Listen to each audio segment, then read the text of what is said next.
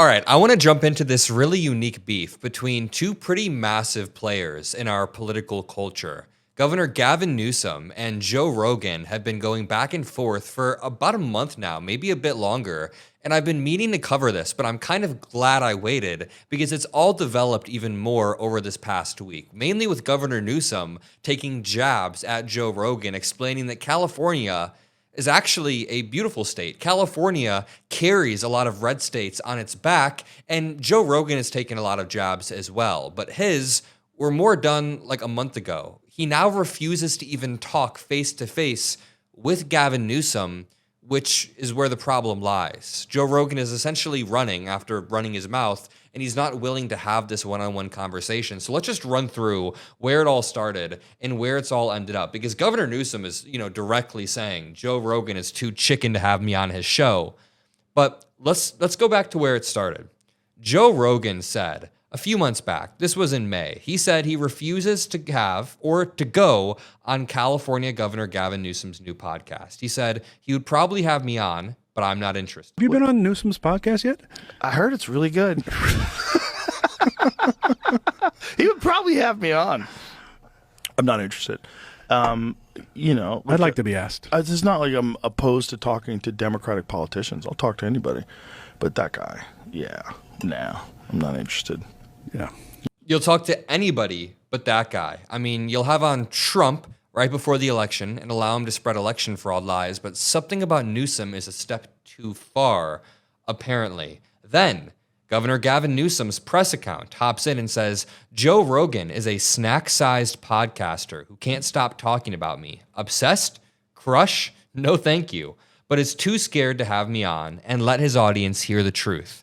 Just like Dozy Don, he often chickens out. I've never had any problems with the guy and wish the mini host the best in life. I'll come on and will help save the show, and it's plummeting the ratings. Gavin Christopher Newsom. But then it continues to escalate. He talks directly about Joe Rogan, and he responds to Joe Rogan and other criticizing Democrats on this podcast. Let me just point out, this beef it's two-pronged. There's a few things, in my opinion, Governor Gavin Newsom is trying to achieve and that he's doing well. First of all, you actually want to get on Joe Rogan's podcast. He should get on Joe Rogan's podcast because it's a massive platform and he can use that platform to, give his side of the argument. It would inevitably receive millions, tens of millions of views across the internet, right? Democrats need to be out there controlling the narrative. And that brings me on to point number 2. If he can't get on Joe Rogan's podcast, which seems unlikely, then what you can do is drive attention based on the drama. And that's what Governor Newsom is so good at. Driving attention, then converting that attention to actual politics. For example, the Proposition 50 vote is happening very soon. People are voting on Prop 50 in California. By the way, if you're in Cali, please make sure to go vote yes on Prop 50. That allows California to push back against the Trump admin's election rigging. But either way, the reason why, in my opinion, Governor Newsom is starting this beef, it's not because he's actually sitting there seething at Joe Rogan. He's not sitting there like punching a Joe Rogan punching bag. He's drawing attention to his overall narrative. Let's watch this. I think there's a California derangement syndrome, and he's part of it. I mean, I think people are obsessed with focusing on what's wrong with the state and not what's right with the state. I mean, you have more scientists, engineers, more researchers, more Nobel laureates in the state than any other state in the nation. We're the 4th largest economy in the world, $4.1 trillion. We're the finest system of higher education that addresses the issue of equity better than any other public education system in the world.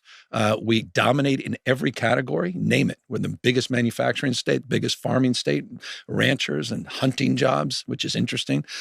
We dominate in AI and quantum and fusion in every key category. The quality of life here consistently, and you look at the top 10 cities in the United States of America consistently, the top 5 are identified in the state of California, and we invent the future. It happens here first, where America's coming attraction. What I think doesn't attract people that tend to be on the spectrum of his politics is our diversity. We're the most diverse state in the world's most diverse democracy. We're a majority minority state. 27% of this state is foreign born, and that offends a lot of people. Very, very well said from Governor Gavin Newsom. He's really stepping up to the plate. And then Joe Rogan claims if Newsom came on the podcast, he would likely just cook himself anyways. I mean, this is just pure cope, but this gives you another insight on how the beef progresses. Yeah, when is he coming on? He's talking some shit on Twitter. I know. It's like, you think that's going to work? Like, that's so stupid. Like, Okay, to be fair, Donald Trump talked a lot of shit about Joe Rogan on Twitter, and it did work. It worked. He got on the show. Joe Rogan ended up sucking up to him. Yeah, when is he coming on? He's talking some shit on Twitter. I know. It's like, you think that's going to work? Like, that's so stupid. Like, this is such a bad look. It's such a bad choice. There's a little desperation in it. But it's just stupid. It's like, this is a bad strategy. Like, I probably would have had him on. Yeah. But now I'm like, nah, what are you doing? There is a fun version where you just do it and cook him. You know?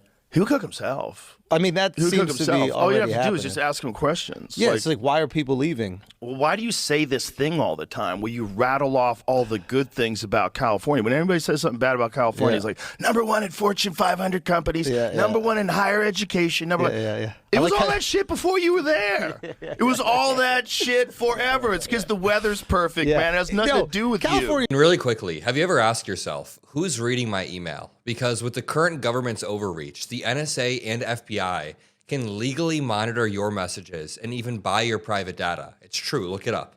That's why I use Proton Mail to send and receive messages.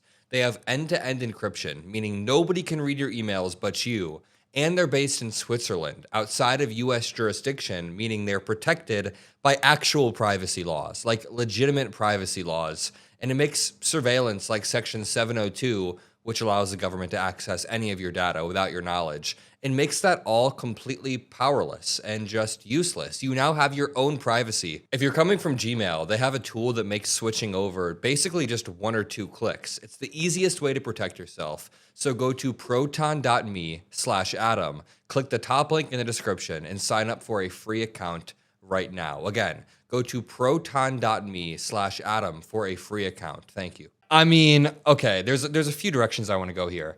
So apparently Governor Newsom listing off the good things about his state is not something that is effective. I mean, he's talking about this tweet where Governor Newsom says, Joe Rogan is too chicken to have me on his show and expose his listeners to the truth. So I'll put it here. California is the 4th largest economy in the world.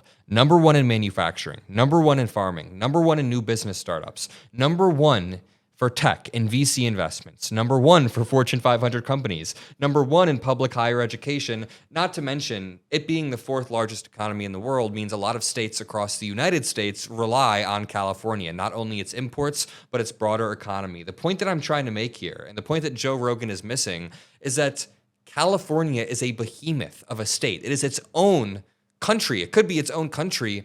And when Republicans try to undermine it and call it a shithole that has been ruined by Democrats over the past few decades, all of the statistics show otherwise. So Joe Rogan then gets mad that Governor Newsom wants to, talk about the actual facts. Here's the incongruence. He'll have Trump on for 3 hours to spread lies about election fraud, but when Governor Newsom wants to come on and list off the facts, Joe Rogan acts like that's the craziest thing he's ever heard. He's like, wait a minute. Newsom wants to come on and talk about a list of facts? Governor Gavin Newsom then directly responds and says, "Bok bok," like "bok bok," at Joe Rogan. Then someone says, Rogan's saying he won't have Newsom on because he mocked him online, when Trump did the exact same thing right before Rogan booked him.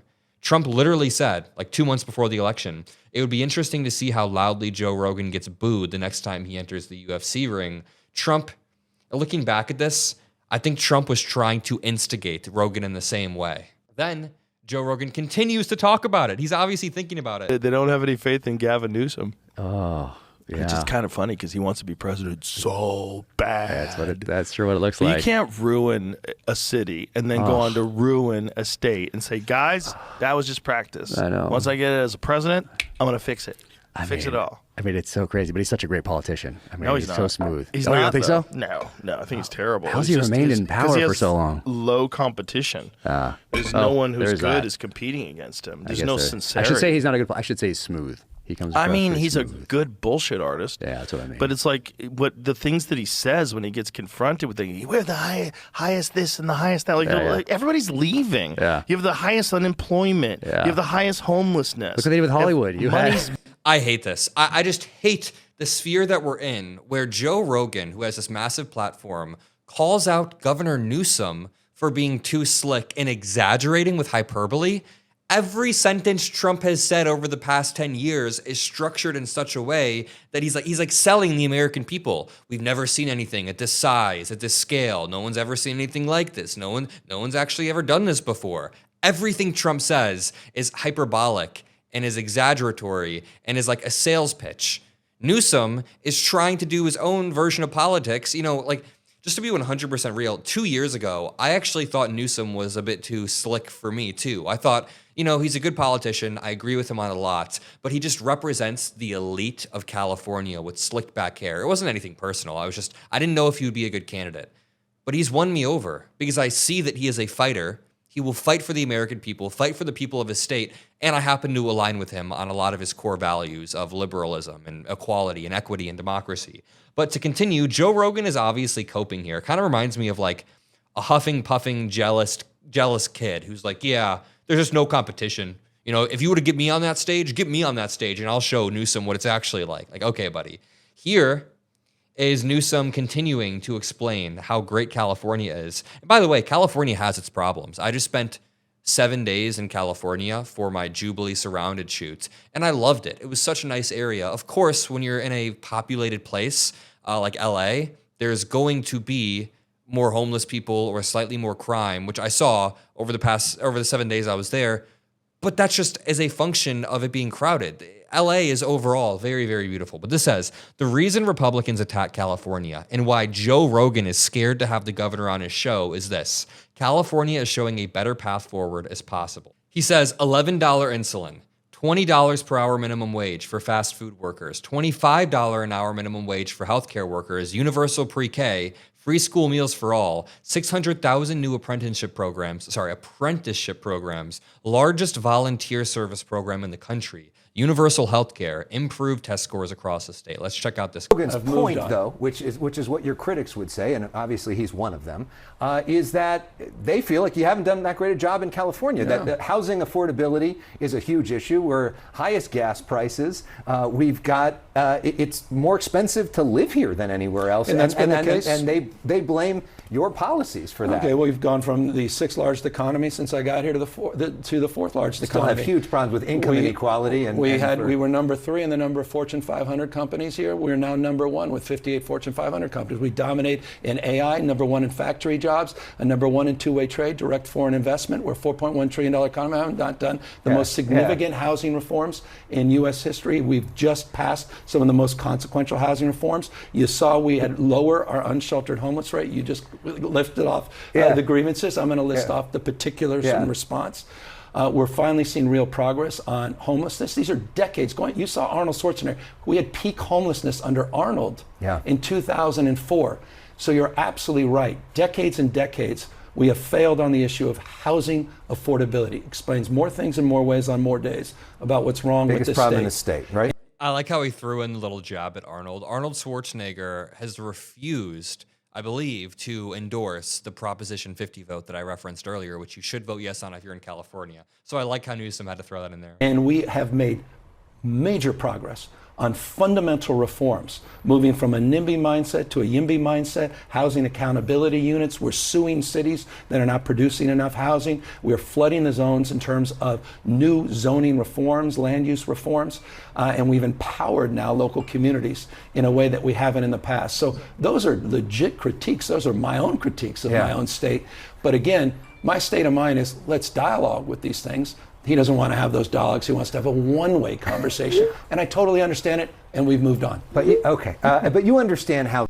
Okay, I'm going to leave it there. If you appreciate these videos, make sure you drop a like. Double check to make sure you're subscribed to the feed below, and I'll see you all in the next one. Peace out.